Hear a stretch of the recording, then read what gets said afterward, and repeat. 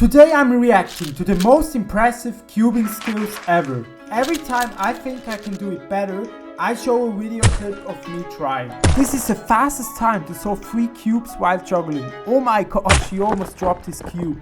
That's not where the cube should go. I never learned how to juggle. Somebody has to teach me that, so I can do the same thing. Congrats to the record. Next video is about the most solved cubes underwater. I've been cubing for years now and I never saw that video. Most likely the hardest part is holding your breath for so long. Special training is required. He solved 6 cubes and the previous record was 5. This is the world's fastest one-handed solve. He solves faster with one hand than I do with 2 hands. That's very impressive. The fastest time to solve a 70 by 17 underwater. He was breathing through the snorkel the whole time. I would feel very uncomfortable. He solved it under 4 hours, a crazy world record.